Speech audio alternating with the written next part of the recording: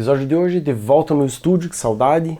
Falar sobre o resultado do Dakar e também falar um pouco sobre o WRC, que está vindo aí, começando a nova temporada 2025 e a primeira etapa em Monte Carlo. Então, tudo isso depois da vinheta.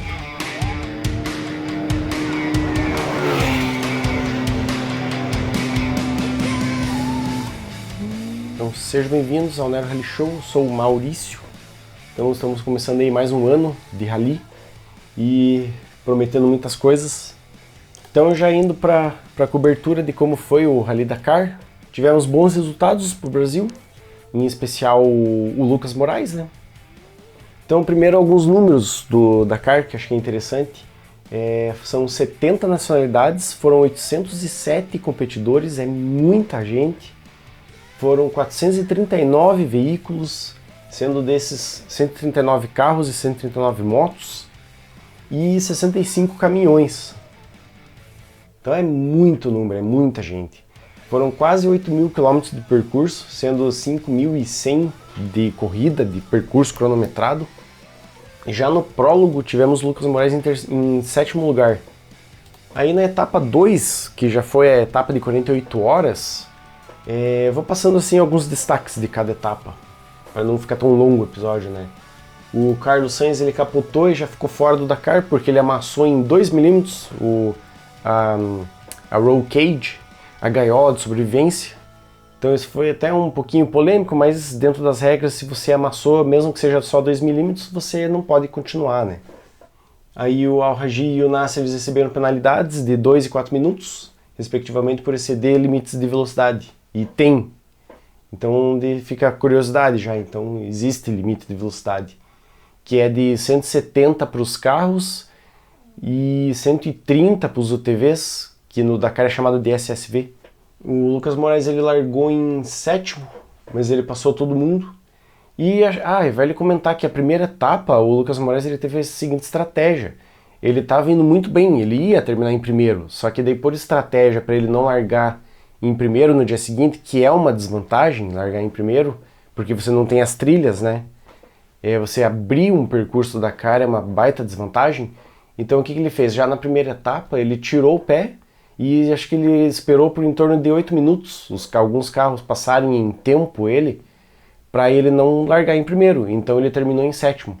Então ele largando em sétimo foi um pouco melhor. Só que mesmo largando em sétimo, ele passou todo mundo e ele abriu bastante parte da etapa.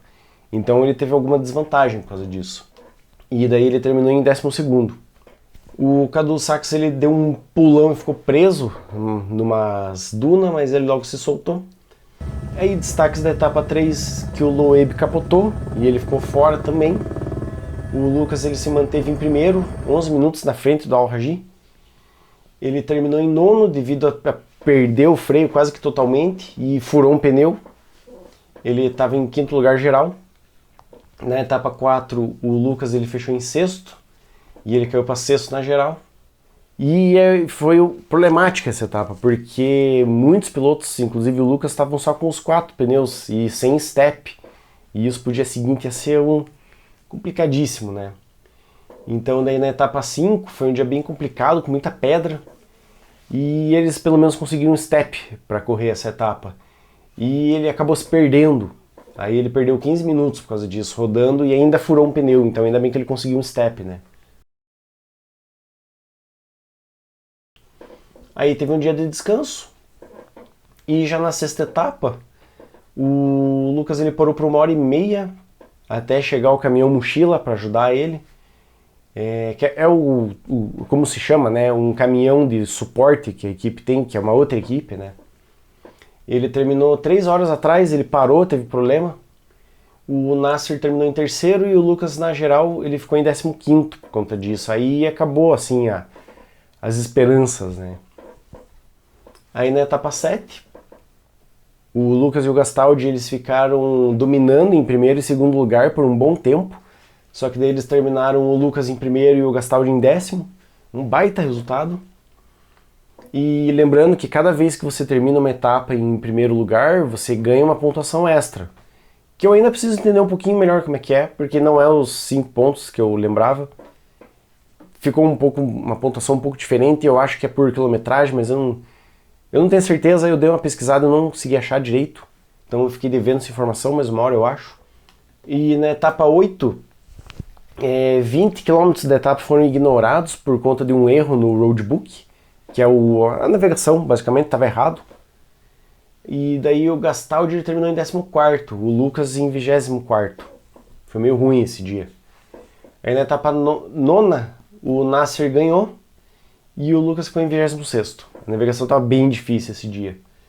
Na etapa 10 o Lucas ficou em segundo, que é o Empty Quarter, que é aquele quarteirão vazio, vamos dizer assim. É um espação vazio cheio de areia que você não se acha, é só basicamente navegação por cap, muita duna, muita areia.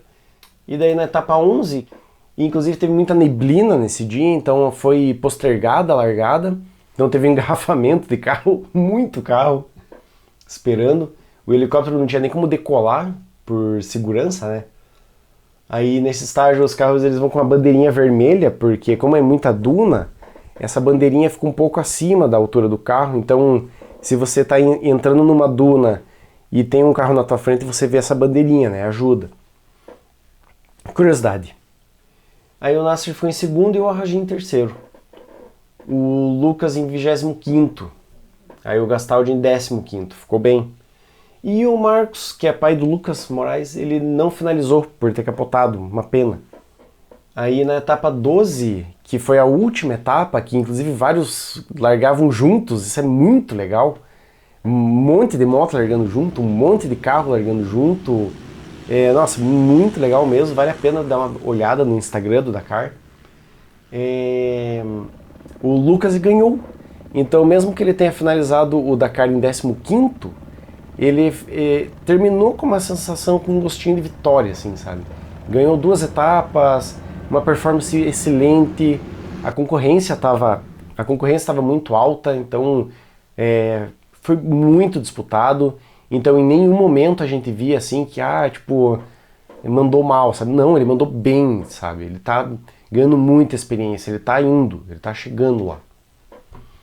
E o resultado final, o Al-Rajhi em primeiro, e inclusive ele é o primeiro da história que venceu no seu próprio país. O Leitgeb em segundo, que se mostrou um piloto de altura, teve muito destaque esse ano. O Nasser, que eu achei que ia ficar mais entre os 3 primeiros, ele terminou em 4º. O Lucas terminou em 15º, o Gastaldi em 20º. O Lucas e o Gastaldi brasileiros, né? E o Cadu Sachs, que é brasileiro também, é navegador da Challenger, terminou em 2º lugar. Então o brasileiro está tendo um bom destaque. E um destaquezinho bom para a Ford, que estava estreando no Dakar esse ano. Eles estrearam com 4 carros e 2 terminaram no top 5. Então, excelente estreia da Ford. Aí vendo a pontuação da FIA, que é do W2RC, né? Que é o guarda-chuva de eventos, que o Dakar é o primeiro desses eventos do ano. No geral, o Al-Rajhi está com 70 pontos, o Leitgeb com 55, o Nasser com 48 e o Lucas com 18 pontos. E daí que entra a pontuação que eu não entendi bem, ele ganhou 2 etapas e ele fez 9 pontos mais 3 pontos. Eu acho que tem a ver com a quilometragem, mas eu não tenho muita certeza. E eu acho que faz sentido porque a última etapa que ele ganhou era bem curtinha, de 60 km.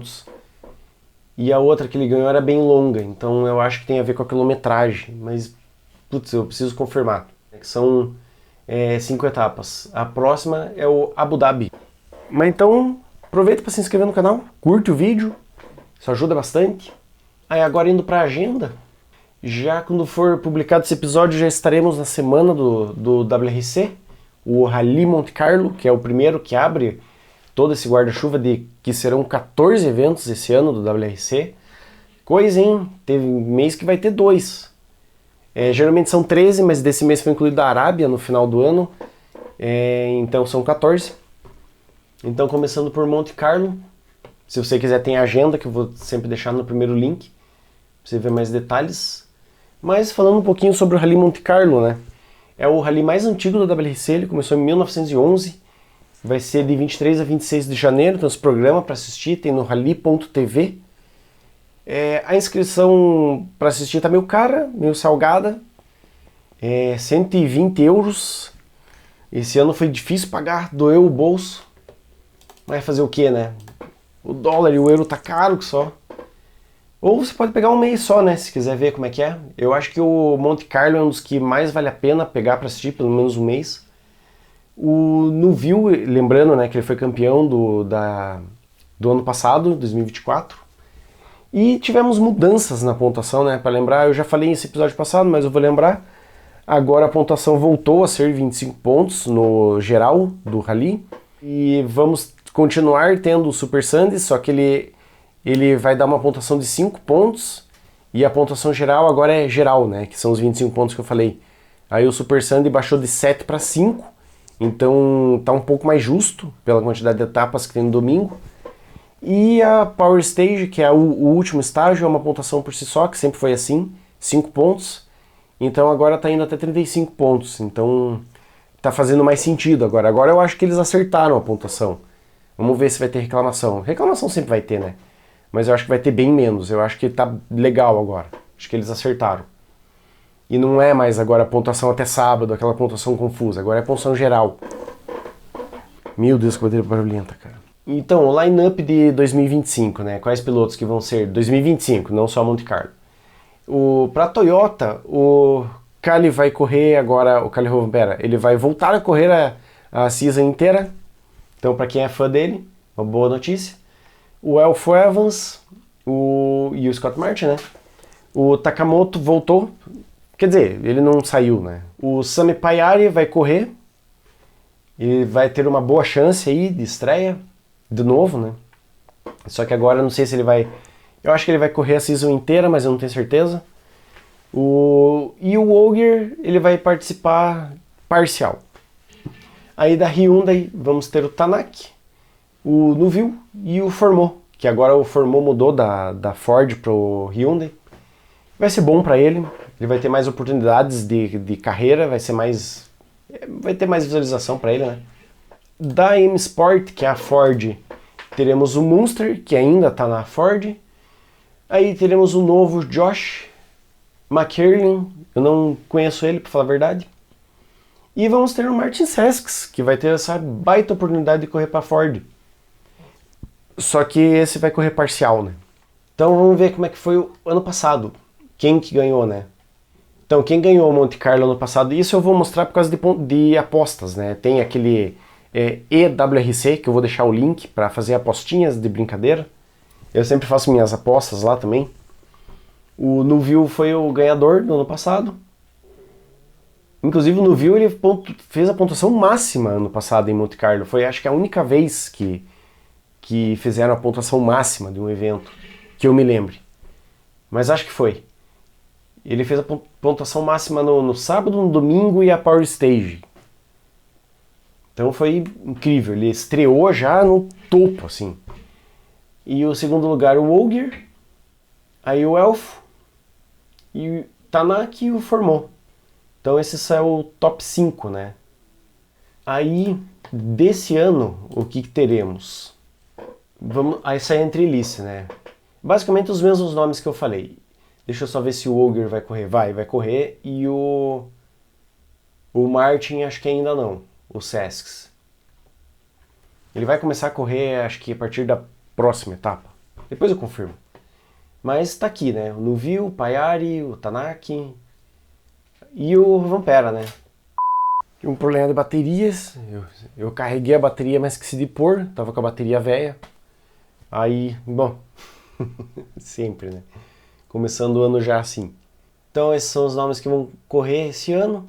Aí outros destaques, né? O Oliver Solberg, que agora está correndo para a Toyota, com o Rally 2. Eu torço para ele, quero ver ele subir. O Gus Greensmith, que tem um bom destaque. E esses são os principais nomes, né? Então, vamos lá. Para quem será que vamos torcer, né? Kalle o Rovanperä da Toyota ou Nuville da Hyundai? Ou até o Munster da Ford? Faça aí suas apostas, deixa aí no comentário. E o que eu tinha para trazer é isso, basicamente. Então vou deixar dois vídeos de recomendação. Vou deixar aqui uma playlist para variar um pouco. Em cima aqui é uma playlist das coberturas de evento que eu já fiz.